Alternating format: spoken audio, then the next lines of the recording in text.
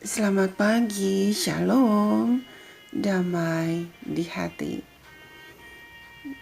Kita patut naikkan puji syukur, limpah terima kasih atas hari yang baru yang Tuhan berikan pada saudara dan saya. Hari ini tanggal 1 Juli, judul renungannya, Mencari Pola Pendidikan yang Layak, bagian ke-6. Dan ayat tema terdapat di dalam kitab Yehezkiel 36 ayat 26.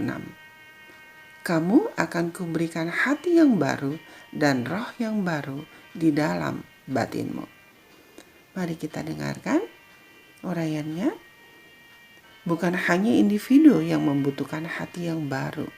Terkadang lembaga juga membutuhkannya.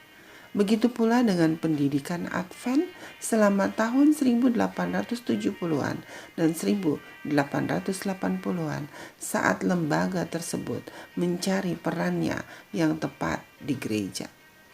Kemarin kita mengakhiri bacaan kita dengan seruan yang kuat dari Ellen White untuk reformasi di perguruan tinggi Battle Creek yang goyah pada Desember 1881. Ia khawatir bahwa sekolah itu menyimpang dari rancangan aslinya.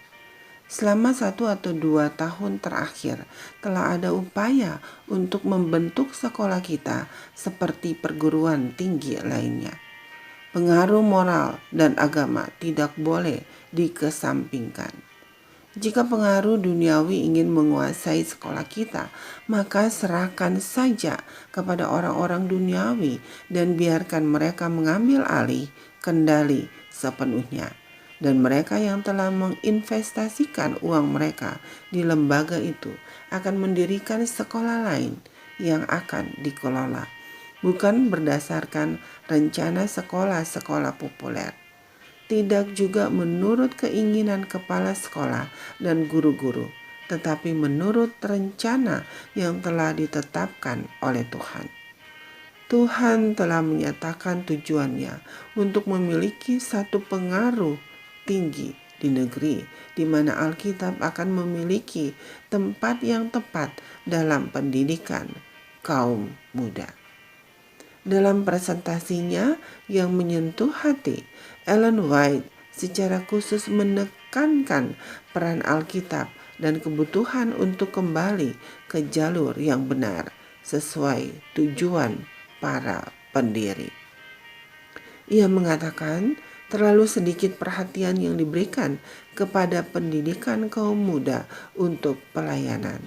Ini adalah tujuan utama yang harus dicapai dalam pendirian perguruan tinggi. Dia tidak menentang seni dan sains. Sebaliknya, dia menganjurkan pelajaran tentang bidang pengetahuan yang lebih luas, tetapi pada saat yang sama mempelajari tuntunan firman-Nya. Dia menolak memberikan pelajaran hanya soal buku-buku. Pendidikan seperti itu dapat diperoleh di perguruan tinggi manapun di negeri ini. Ellen White mendorong pembelajaran yang lebih komprehensif yang melihat segala sesuatu dari sudut pandang Alkitab. Sebagai kekuatan yang mendidik, Alkitab tidak ada tandingannya karena menantang siswa untuk bergulat dengan masalah-masalah yang sulit dan memperluas pemahaman pikiran mereka. Panggilannya adalah untuk mengembalikan pendidikan Advent ke jalur yang sebenarnya. Terima kasih Bapa atas suara kenabian dalam sejarah masa lalu kami. Bantu kami untuk mendengar suara yang sama saat kami menjalani kehidupan kami hari ini. Saudaraku yang kekasih dalam Tuhan Yesus Kristus, demikianlah renungan hari ini.